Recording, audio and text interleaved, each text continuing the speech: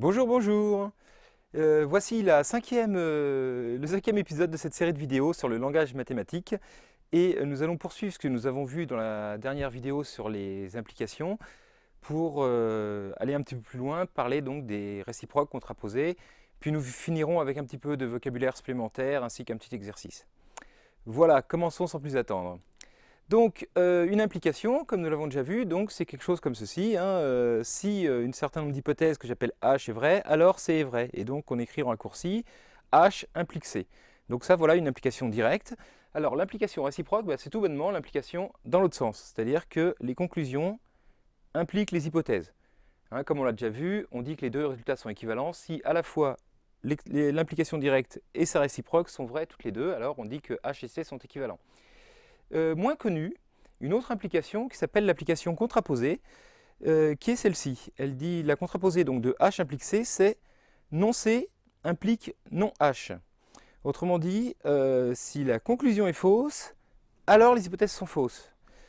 On va le voir plus tard, je vais le redire, mais on peut déjà maintenant se rendre compte que c'est la même chose en fait c'est une autre façon de tourner l'implication directe. Voilà. Alors, donnons tout de suite un exemple pour vous faire travailler. Donc, vous mettez sur pause si vous voulez, et puis vous essayez de me formuler donc le théorème de Pythagore, sa réciproque et la contraposée. Donc voilà, je donne la solution. Alors, le théorème de Pythagore, donc c'est si on prend A et B et C, 3 points du plan, et que alors le triangle est abaissé et rectangle en A. Enfin, si le triangle est un rectangle en A, alors on a l'égalité. Le carré de l'hypoténuse est égal à la somme des carrés de l'angle droit. Très bien. Donc la réciproque, eh bien, c'est simplement si j'ai l'égalité BC au carré égale AB au carré plus AC carré, alors ABC est rectangle en A. Et la contraposée, donc c'est, je vous rappelle, si la conclusion est fausse, donc si BC au carré est différent de AB au carré plus AC carré, alors l'hypothèse est fausse, c'est-à-dire que ABC n'est pas rectangle en A. Voilà. Donc comme je vous l'ai dit juste avant, la contraposée c'est pareil. Autrement dit, toute implication est équivalente à son implication contraposée. Faisons tout de suite la preuve de ça, c'est relativement simple. Si on se rappelle que P implique Q, c'est équivalent, par définition, c'est non P ou Q. Donc voilà, non P ou Q, comment je peux écrire ça autrement? Je peux écrire ça Q ou non P. Bon, jusque là tout va bien. Et puis Q, je peux l'écrire non non Q. Et donc j'obtiens non non Q ou non P. Et ça, eh bien donc, je vous rappelle, non A ou B, c'est A implique B. Donc là, c'est non Q implique non P. Voilà. On a montré qu'une implication était équivalente à son implication contraposée. Ok, vous allez me dire, mais à quoi ça sert tout cela? Eh bien pour cela, je vous propose de faire l'exercice suivant. Essayons de montrer que pour tout entier n, si n au carré est impair, alors n est impair. Voilà, vous pouvez essayer quelques minutes et puis après regarder la correction que voici. Donc c'est délicat de commencer par si n au carré est impair parce que donc on écrirait à la rigueur que n au carré c'est un nombre de la forme 2 fois k plus 1, mais après la racine carrée ça va pas être un entier, on ne sait pas comment arriver à n, vous voyez, ça pose des problèmes. Alors que si je me dis tiens, si j'essayais de montrer la contraposée, c'est-à-dire si j'essayais de montrer que pour tout entier n dans n, si n n'est pas impair, autrement dit si n est pair, alors n carré n'est pas impair, autrement dit n carré est pair. Eh bien ça, c'est beaucoup plus simple. En effet, il suffit de dire, si n est pair, ça veut dire qu'il existe un entier k tel que n soit égal à 2 fois k. Et alors, cela signifie qu'en mettant au carré, qu'il existe un entier k tel que n au carré égale 4 fois k au carré. Mais 4 fois k au carré, c'est 2 fois 2 k au carré, donc c'est aussi un nombre pair. Et donc ça me montre que n au carré est pair.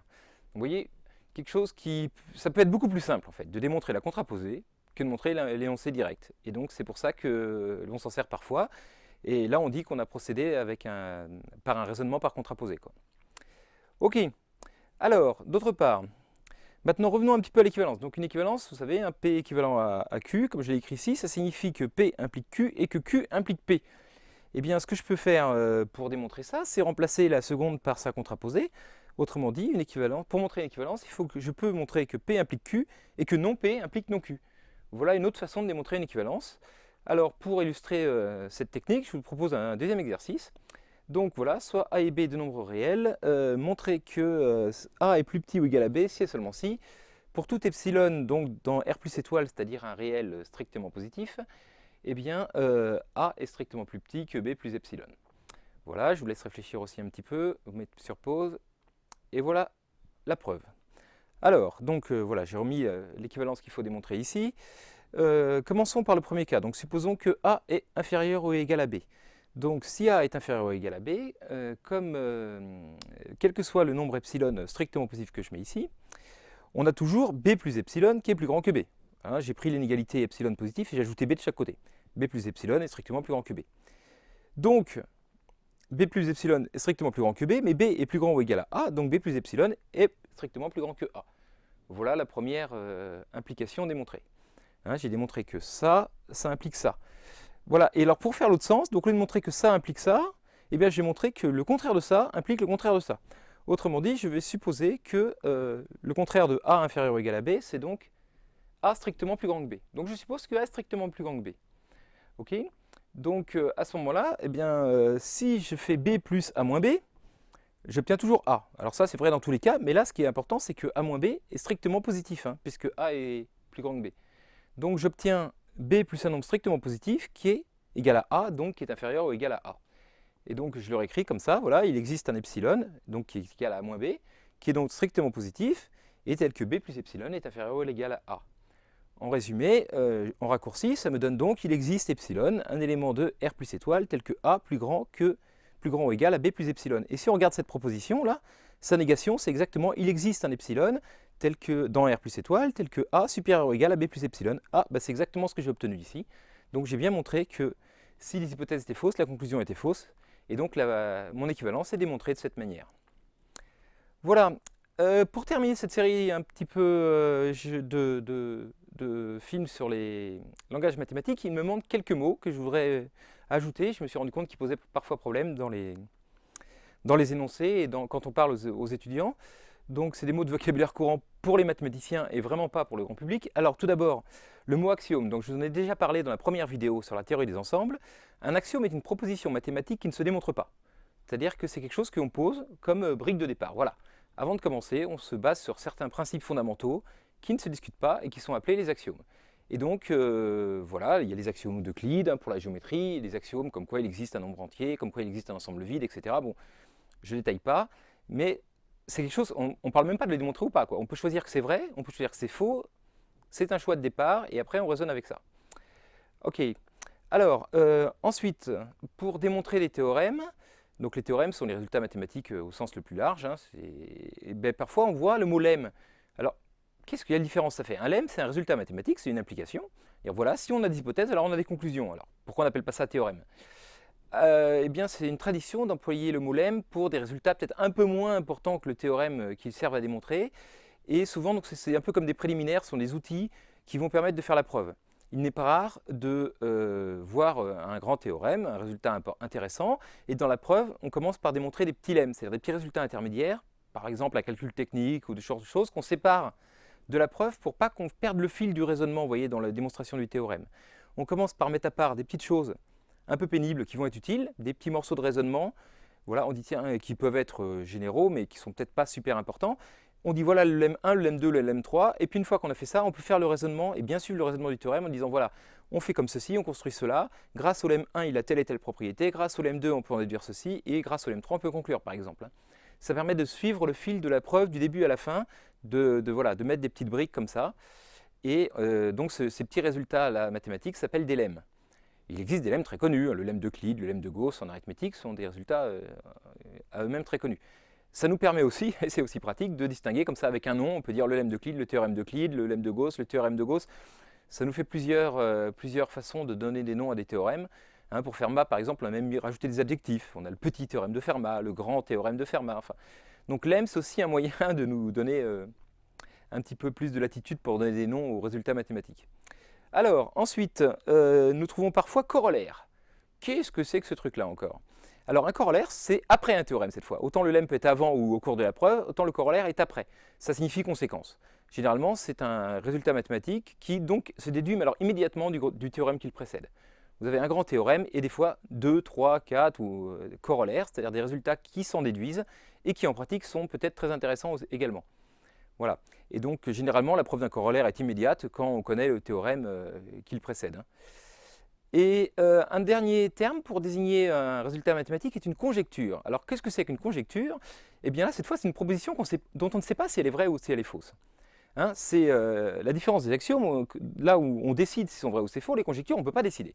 C'est-à-dire qu'à partir de notre système d'axiomes, de nos raisonnements et tout, on arrive à un résultat, on dit tiens, est-ce que cette fonction possède cette propriété? Est-ce que cet ensemble possède cette propriété?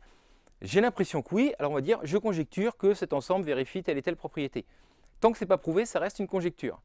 Il existe des conjectures très, très fameuses en mathématiques, la conjecture de Riemann, la conjecture jacobienne, c'est des résultats dont on pense qu'ils sont, généralement dont on pense qu'ils sont vrais depuis quelques temps, voire des années, mais dont personne n'a la preuve. Et donc, c'est le rêve de tout mathématicien de démontrer une conjecture célèbre, bien évidemment. Et je vous le souhaite, hein, bien sûr. Mais ce n'est pas tous les jours. Voilà, pour finir, allez, pour s'amuser un petit peu, un petit test, un peu de récapitulatif de tout ce qu'on a vu dans cette série d'épisodes. Je vais vous demander de traduire en formule mathématique, en proposition, avec les quantificateurs, avec tout ce qu'il faut, les phrases qui sont ici. Donc voilà, donc je vous prends une application de R dans R, c'est-à-dire une fonction qui est définie sur R en entier, hein, et je vous demande de traduire les propositions suivantes. Donc voilà, f n'est pas la fonction nulle, f ne s'annule pas, f est bornée, f est croissante. Si vous pensez que les deux premières sont équivalentes, vous vous trompez. Bref, je vous laisse mettre sur pause, réfléchir un petit peu, et je vous donne la correction.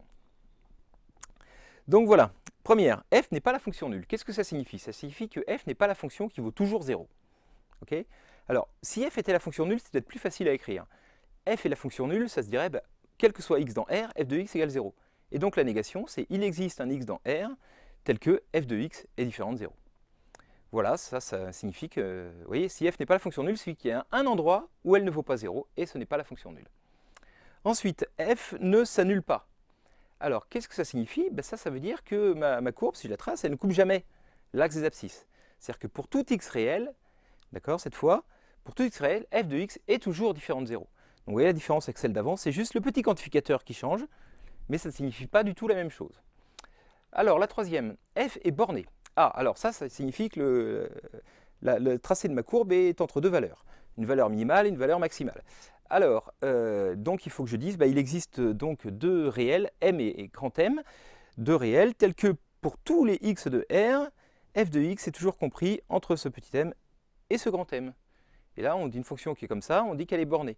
Si j'avais juste la deuxième inégalité, on dirait qu'elle est majorée. Si j'avais juste la première inégalité, on dirait qu'elle est minorée. Et une fonction qui est à la fois minorée et majorée, elle est bornée.